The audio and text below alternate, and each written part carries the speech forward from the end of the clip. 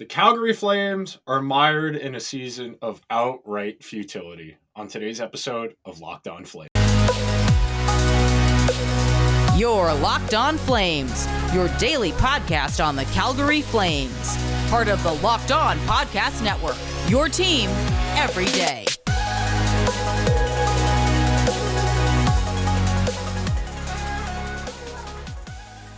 Hello, everyone, and welcome to today's episode of Locked On Flames. It is your host, Nick Zararis. Make sure you are subscribed to the show on whatever is your preferred podcast medium. We're available on all the major platforms, also available on YouTube if the video format is more your thing. This is Locked On Flames, where we cover your team every single day. And today we're going to be talking about how futile this season has been. We've got a few handy-dandy resources to kind of explain some statistical things you've heard me discuss on the show over the course of the last couple of weeks to kind of paint a little bit more of a detailed picture about where these struggles are coming from. We're going to talk specifically a lot in the second segment of today's episode about Jonathan Huberdeau and what hasn't worked for him in Calgary this season that did work for him in Florida last year. And then we're going to wrap up with an explainer on one of my favorite statistical categories, and those are microstats, which describe small impacts within the game, which are things like types of passes, zone exits, zone entries, all that fun stuff. So starting with the big picture, part of what's made this Flames season so incredibly infuriating is the simple fact that this team cannot buy a goal in a clutch situation. You saw it last night against Vegas. There was every opportunity for the Flames to win that game. They battled hard. They got behind early and played their way back into the game. That is something that is worthy of being commended. The team has shown the ability to work its way through difficult situations, and the Flames have struggled this year in a lot of those types of games where they haven't been able to make things happen in difficult situations, where they have had substantial amounts of zone time against their opponents and still haven't been able to convert and put a puck in the net. And that's partly based on how the team is designed. And you saw me just moving my eyes back and forth there. If you're watching on YouTube, I was pulling up the visuals I had for today's episode to illustrate some of the points I'm going to make, especially here in this first segment where we're talking about the team on a team building level. So from a team building perspective, it's one thing to have good players.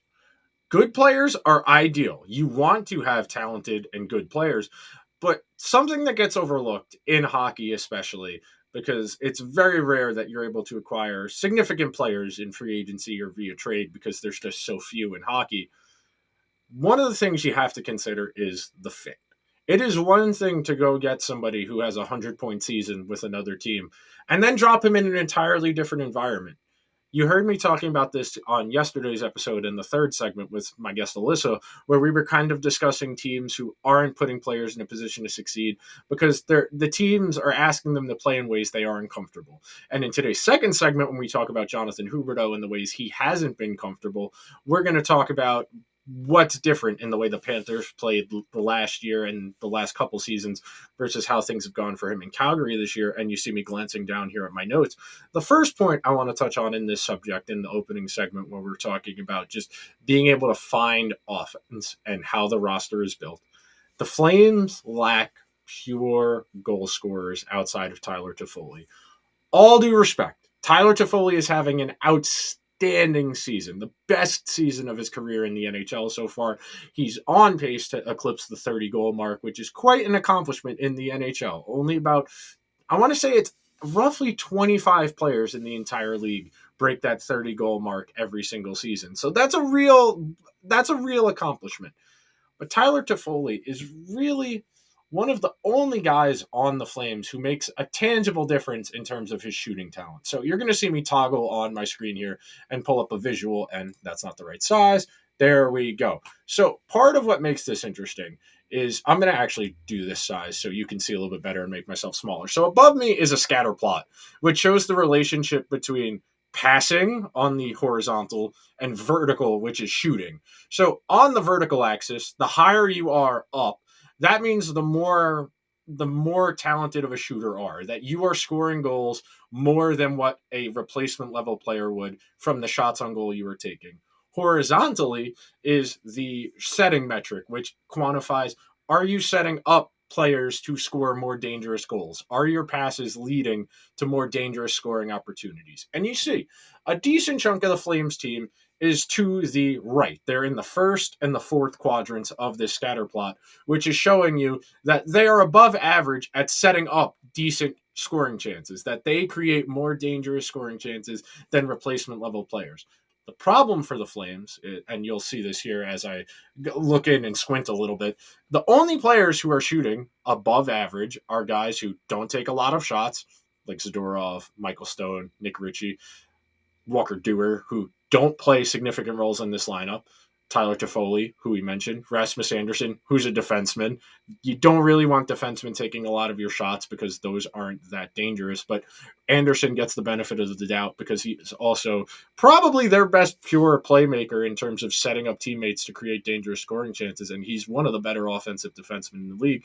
And then Dylan Dubé, who's in the middle of his first real breakout season in the NHL, and I'm going to toggle this back, and we're full screen again. Beautiful. So that visual shows you what I've been talking about on the show for weeks.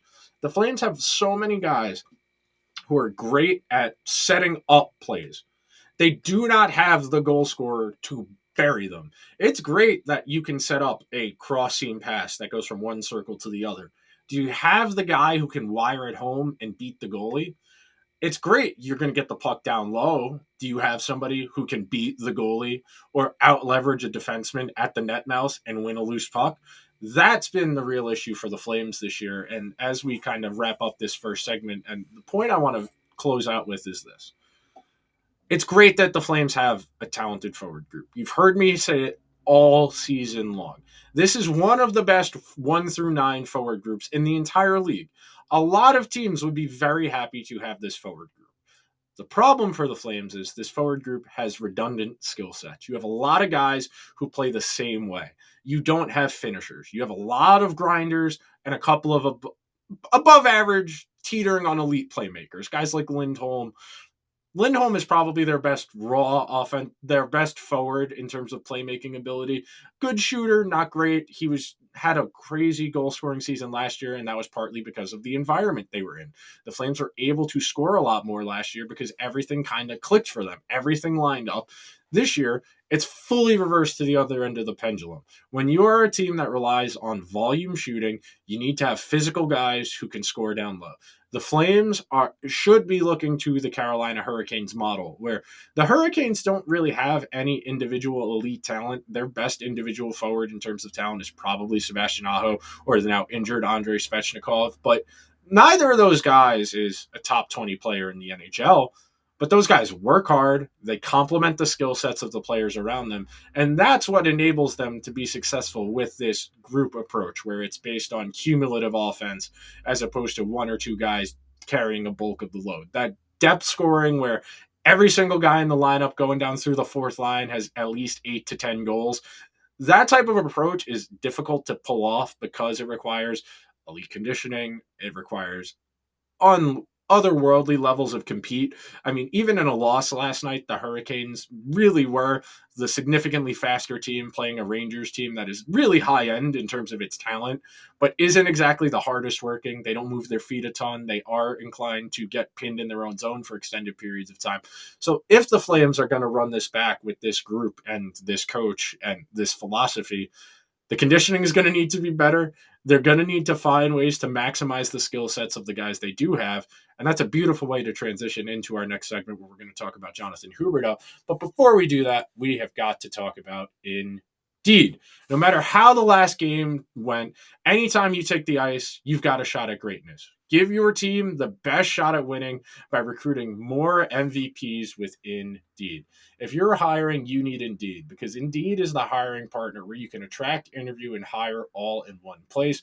Indeed is the only job site where you're guaranteed to find quality applicants that meet your must-have requirements, or else you don't pay. Instead of spending hours on multiple job boards hoping to find candidates with the right skills, you need one powerful hiring partner that can do it all. Indeed partners with you on every step of the process.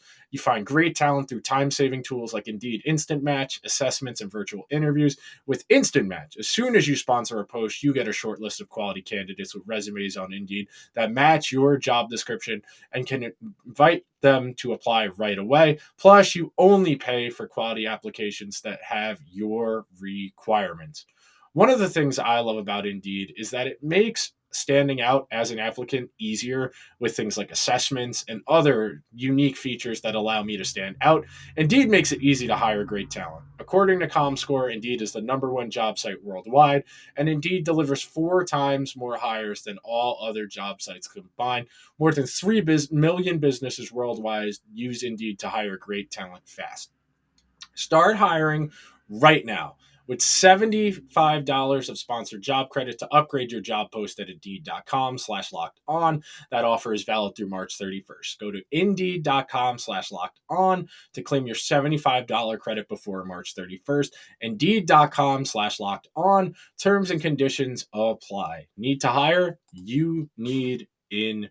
I want to thank everyone for tuning in, hanging out this Friday afternoon as we record this episode of Locked On Flames.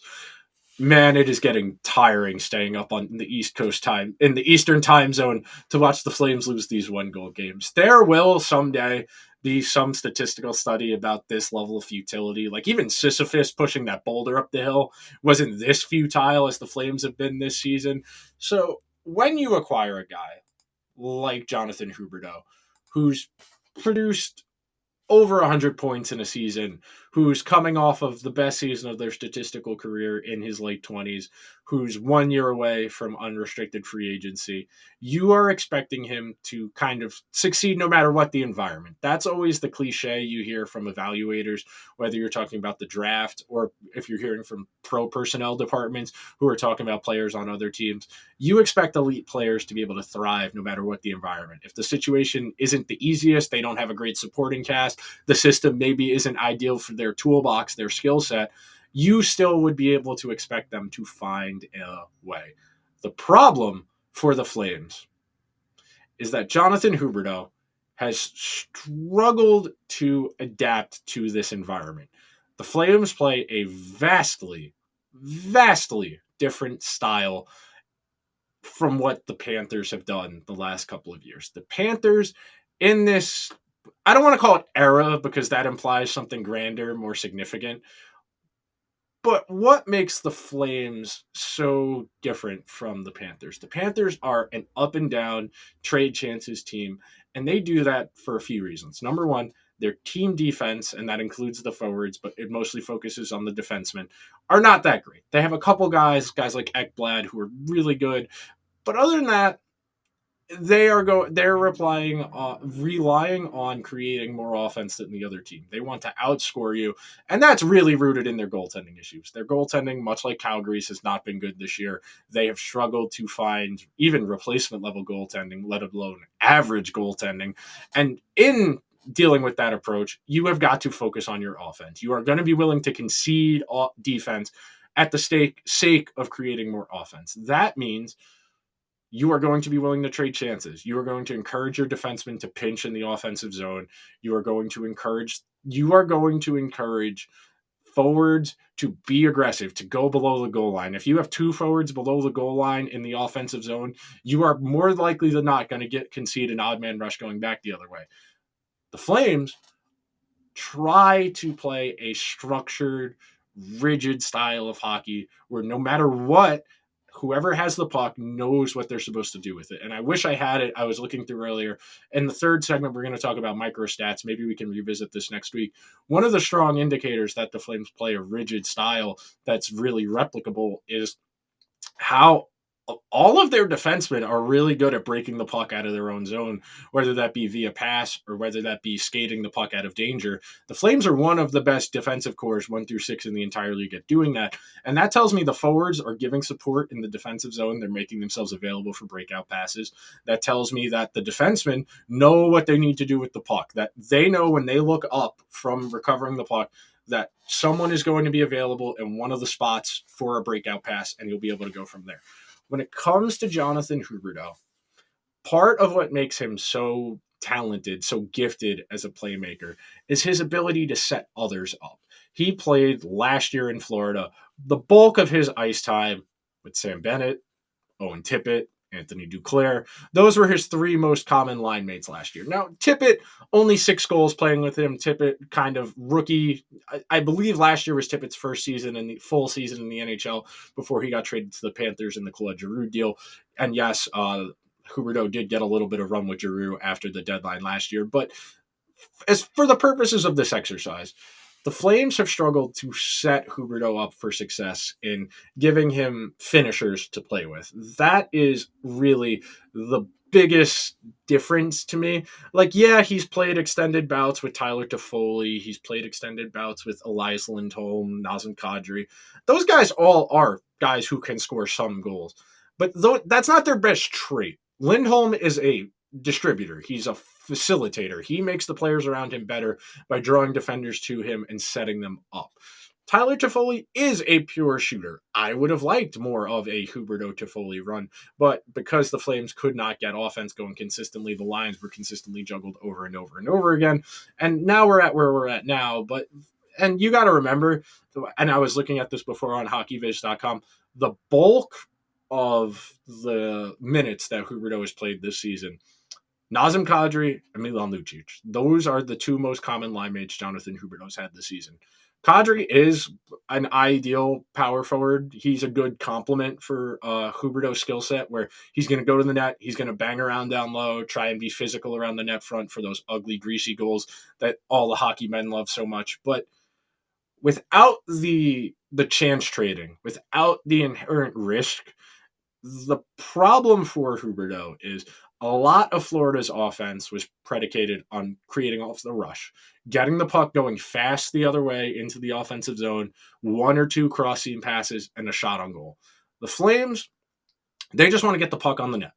There is not that emphasis on setting someone up for a better chance instead of just taking the first chance you get. The Flames prioritize quantity of chance over quality of chance.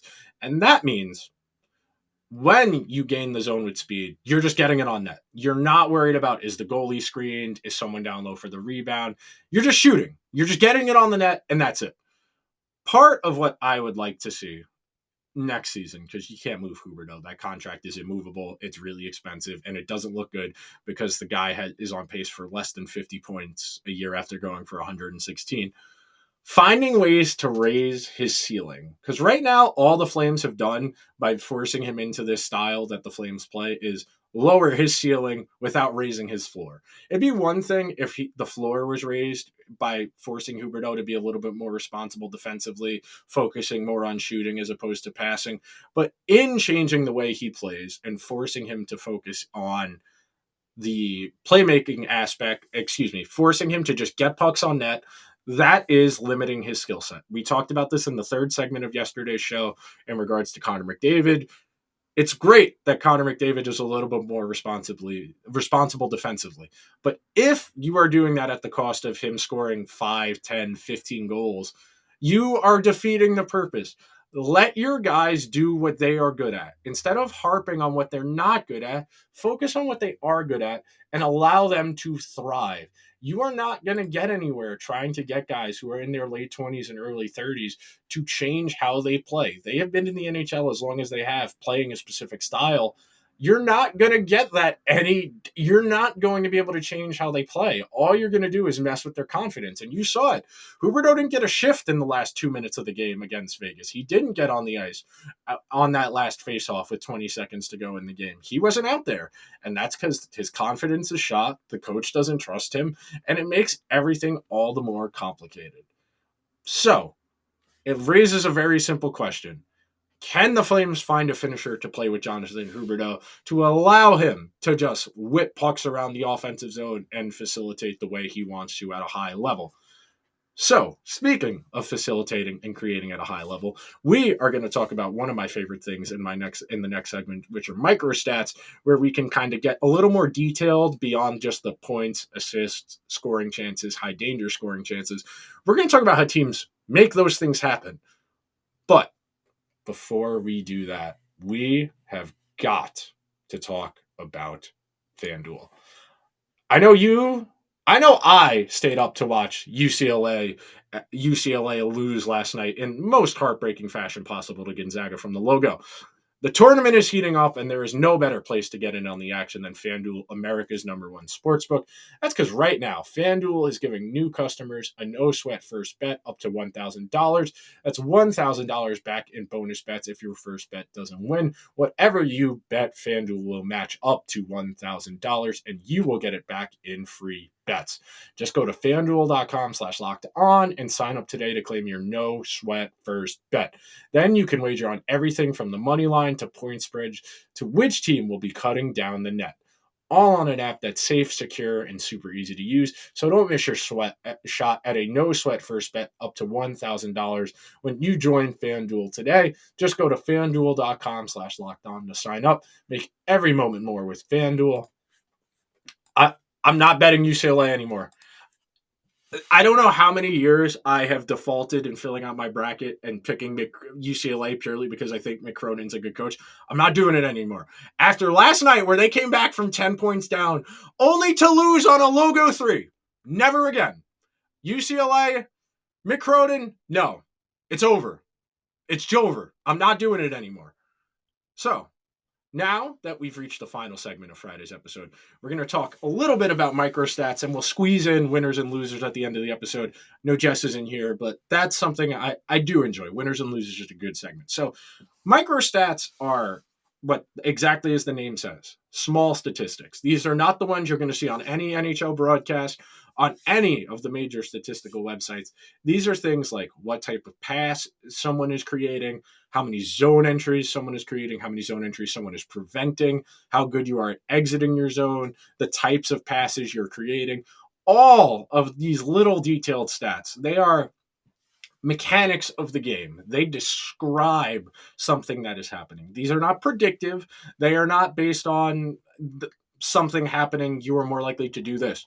Some of them do that. Some of them, like if you create more high danger passes than low danger passes over the course of a long season, you will create more goals than somebody who creates less high danger passes. But for the purposes of these exercise, these statistics are describing something that is happening during the course of a game. So I'm going to toggle on here and pull up one of these visuals. And this is very simple. High danger passes. You hear me discuss all the time that the Flames do not create enough high danger scoring chances, and they do not have anybody to convert these high danger scoring chances. The problem for the Flames, and you'll see here on the scatter plot that's above my head because I made myself small for the purposes of you being able to read the scatter plot. And all of these visuals on today's show are from hockeyviz.com and all 3 zones. I highly recommend you take the time if you are so interested in this type of stuff. It's worth the subscription fee. This stuff is really detailed and explains how things work. So you see all the different Flames forwards highlighted on this graph. So horizontal, so left to right, those are shots off of high danger passes. So these guys are shooting quality passes they're getting from other teammates. And then up and down the vertical axis, those are guys who are facilitating. Even in a season where Jonathan Huberdeau is going to have less than half of the points he had last season, he is still the Flames' best high-danger creator. He sets his teammates up better than any other forward on this team in terms of high-danger passes. The problem for the Flames, they have one player who is league average, they have 3 players who are above league average at shooting off of high-danger passes, and that tells you that as a team, the Flames do not create enough high danger passes. You saw it. It was Toffoli, it was Mangiapane, and it was Lindholm. Those are the 3 guys shooting the most high danger passes. Aside from Toffoli, the other guys are not high-end shooters. Those are not guys who are going to be able to beat a goalie clean. If they don't have a screen, they're going to have a hard time beating the goalie with just their shot. They need more environmental factors to go their way. And that's one of the things I like about these types of microstats, these descriptive statistics.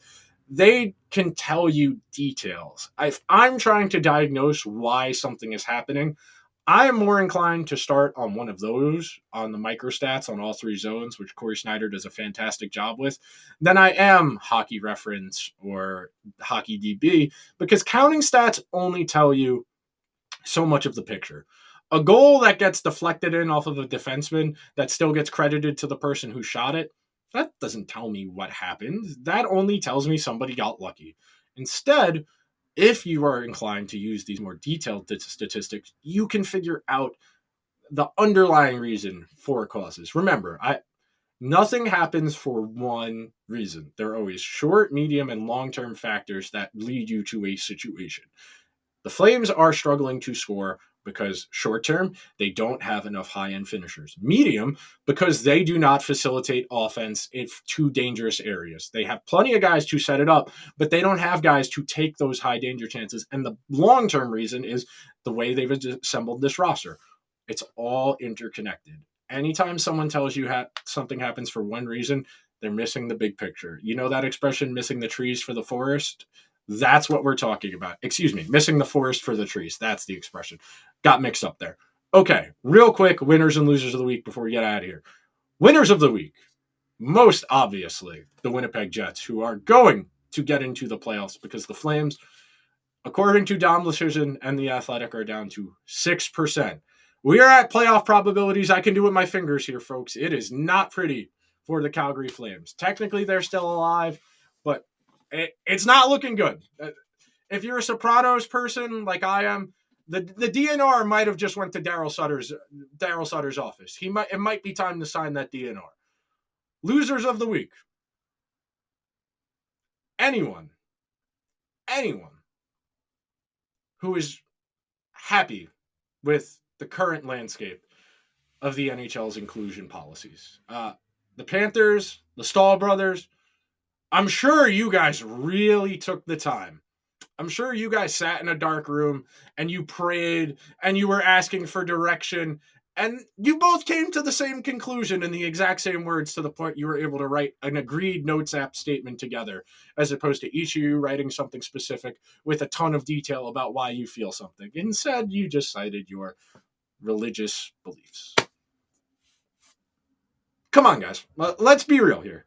If you're both coming to the same conclusion, that doesn't, to quote George Carlin, the late great George Carlin, that doesn't sound like something God would say. That sounds like something humans would say. Okay. That will do it for today's episode of Locked On Flames, where we cover your team every single day. We will be back on Monday. Jess will be back from her extended trip. We'll talk a little bit about what it was like seeing the Flames get massacred in person against the Kings, a whole bunch of other stuff. Go check out another Locked On show. I myself am going to go check out Locked On Wild because I want to know all about Matt Boldy's league-leading goals scored since February 11th. See you guys next week. Everyone have a good weekend.